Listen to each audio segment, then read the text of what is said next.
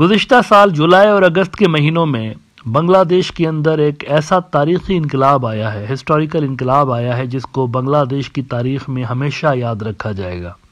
آج سے 100 سال بعد بھی اگر کہیں پر کوئی بنگلہ دیش کی تاریخ لکھ رہا ہوگا، ہسٹری، تو 100 سال بعد بھی اس ریولیوشن کو ضرور یاد رکھا جائے گا کہ بنگلہ دیش میں ایک ایسا بھی ریولیوشن آیا تھا کہ جس کے بعد پورا کا پورا ساؤتھ ایشیا کی جو جیو پولیٹیکل نقشہ تھا وہ چینج ہو گیا تھا، اور بنگلہ دیش کے اندر بھی 15 سال سے اقتدار سے چمٹی بیٹھی ہوئی ایک ڈکٹیٹر وہاں سے بھاگنے پہ مجبور ہو گئی تھی۔ لیکن بدقسمتی کی بات یہ ہے کہ پہلے دن سے لے کر جب سے یہ ریولیوشن آیا ہے، انڈیا کے اندر جو ان کا میڈیا ہے اور ان کے جو پولیٹیشنز ہیں وہ مختلف ملکوں کے اوپر پہلے روز سے لے کر الزامات لگاتے رہے۔ خود عوامی لیگ والے بھی شروع میں امریکہ کے اوپر یہ الزام لگا رہے تھے، لیکن انڈیا کی میڈیا نے اور ان کے پولیٹیشنز نے تو حد ہی کر دی تھی۔ وہ تو 3 ملکوں کا خاص طور پر نام لے رہے تھے، پاکستان کا نام لے رہے تھے، امریکہ کا لے رہے تھے اور چائنا کا لے رہے تھے۔ اچھا، اس پروگرام کے اندر پہلے روز سے آئی واز ویری کلیئر، اور میں آپ کو یہی بتاتا رہا کہ یہ انقلاب کوئی باہر کی فورس نہیں لے کر آئی، it is totally made in بنگلہ دیش ریولیوشن۔ یہ ٹوٹلی اندرونی سطح پر کچھ چیز ایسی ہوئی ہے کہ جس کی وجہ سے شیخ حسینہ کی سرکار کو گرنا پڑا ہے۔ آپ یاد کریے کہ جس روز وہ بھاگی ہیں اس سے 24 گھنٹے پہلے تک بھی سب صحیح ہے کی رپورٹ ان کو مل رہی تھی، انڈیا کو بھی مل رہی تھی کہ سب صحیح ہے۔ اچانک سے کچھ ایسا ہوا ہے بنگلہ دیش کے اندر کہ جس کی وجہ سے لاسٹ مومنٹ پہ آ کے معاملات ان کے ہاتھ سے نکلے تھے، اور وہ بڑی ڈیولپمنٹ یہ ہوئی تھی کہ فوجیوں نے لڑنے سے انکار کر دیا تھا۔ بنگلہ دیشی فوجیوں نے ہتھیار ڈال دیے تھے، انہوں نے کہا تھا ہم اپنے لوگوں سے نہیں لڑیں گے، ان کے اوپر گولی نہیں چلائیں گے۔ نا اس چیز کی وجہ سے شیخ حسینہ کو بھاگنا پڑا، ادروائز وہاں پر یہ کیلکولیشن تھی کہ فوج کنٹرول کر لے گی، اور فوج کنٹرول کر بھی لیتی۔ بائی دا وے خون خرابہ بہت زیادہ ہوتا ہے، اس میں کوئی شک نہیں ہے، لیکن اگر فوجی طاقت کا استعمال کرتے تو فار دا ٹائم بینگ شاید وہ صورتحال کو کنٹرول کر لیتے۔ بہت بڑی تعداد میں ہلاکتیں ہوتی،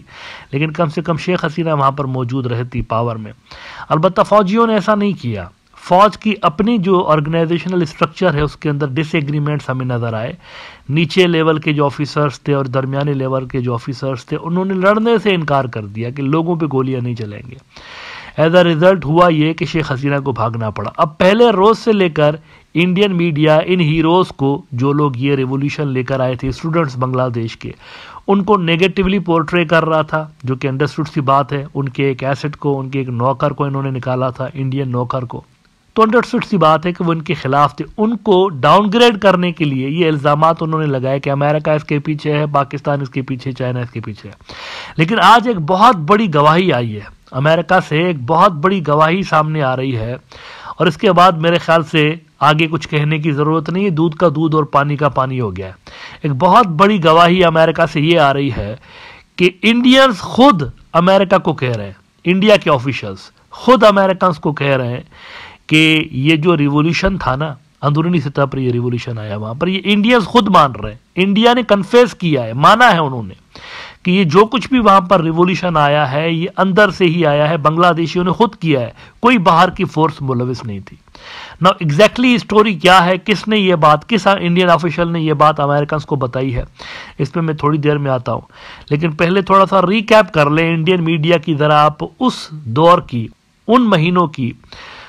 یہ ذرا خبریں دیکھ لیجئے کہ وہ کیا کیا لکھا کرتے تھے۔ فرسٹ پوسٹ نے لکھا تھا اکتوبر 27 کو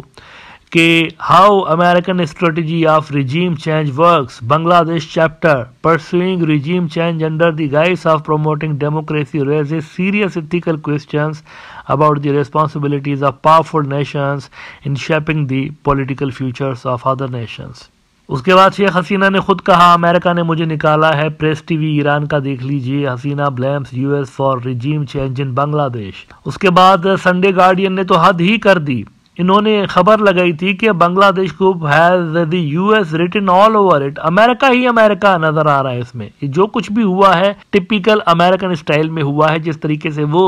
سرکاریں چینج کرتے ہیں ویسا ہی کچھ یہاں پر ہوا ہے۔ انہوں نے کہا سورسز سے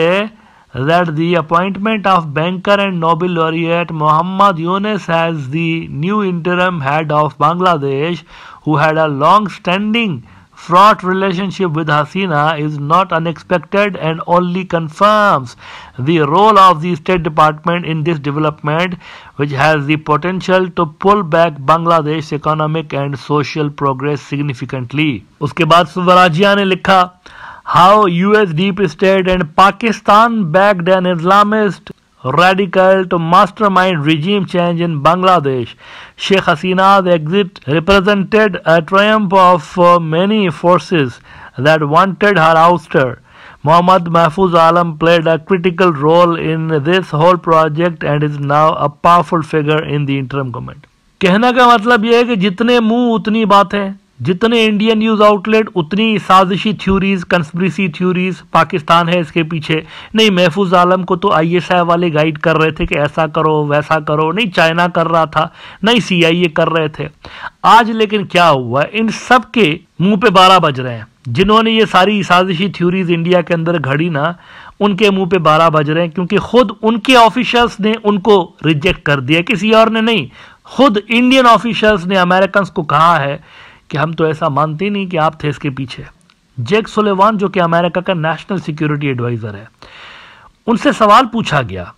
कि क्या आप थे इसके पीछे, इंडिया में ऐसा तासुर है, ऐसा इंप्रेशन है कि आप थे इसके पीछे। तो उन्होंने कहा कि मैं अभी इंडियंस से मिल के आया हूं, वहां के जो ऑफिशियल से न्यू दिल्ली के, कैटेगोरिकली मुझे उन्होंने कहा है कि हम ऐसा मानते ही नहीं कि आप थे इसके पीछे। हमारी ना तो ऐसी कोई कैलकुलेशन है, ना हमारे पास ऐसी कोई इतलात है, हम नहीं मानते कि आप इसके पीछे थे। इंडियंस ने खुद इन रिपोर्ट्स को रद्द कर दिया, उनके ऑफिशियल्स ने रद्द कर दिया। अब मुझे बताइए कहां गए वो सोर्सेस, कहां गई वो सारी बातें कि इंडिया के अंदर सोर्सेस ने, सूत्रों के अनुसार ये बाहर के कोई प्लेयर्स थे जिन्होंने ये रिवोल्यूशन लाया था। हिंदुस्तान टाइम्स देख लीजिए, देखिए रेफरेंस बड़ा जरूरी होता है, हसास खबरें हैं, बिना रेफरेंस की कोई बात नहीं करूंगा यहां पे। हिंदुस्तान टाइम्स कहता है, India doesn't believe US behind Bangladesh events, preposterous charge Sullivan. इसमें वो कहते हैं, US national security adviser Jake Sullivan has called perception and allegation of American role behind the street protests and regime change in Bangladesh as preposterous and claimed that senior Indian officials don't believe that the US was behind events in Dhaka either. Hindustan times वालों ने Jack Sullivan से एक सवाल पूछा,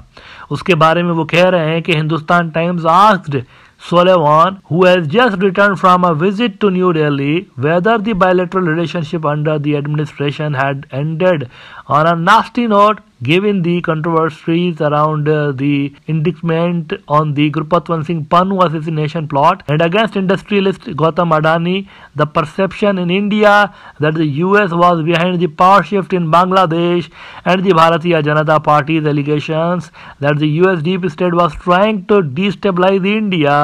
and how he would respond as someone who presided over what's considered the deep state. Sullivan said, उनका जवाब सुनिए अब, I will start by politely rejecting the notion that I preside over the deep state and also politely rejecting the notion that the United States was behind events in Bangladesh, which is preposterous, and I don't believe, based on my conversations with senior Indian officials, that they believe that we were behind it. अभी India के अंदर था, वहां पे India के जो senior officials थे उनके साथ मुझे मिलने का मौका मिला। उनमें से किसी ने ये नहीं कहा कि हम थे इसके पीछे, बल्कि वो ये मानते हैं कि हम इसके पीछे नहीं थे, हम अमेरिकन इस रिजीम चेंज के पीछे नहीं थे, ऐसा इंडिया के ऑफिशियल्स मानते हैं। विच मीन्स कि इंडिया के वो सारे न्यूज आउटलेट्स जो अमेरिका का या दीगर फॉरेन पावर्स का नाम ले रहे थे, वो बेसिकली झूठ बोल रहे थे।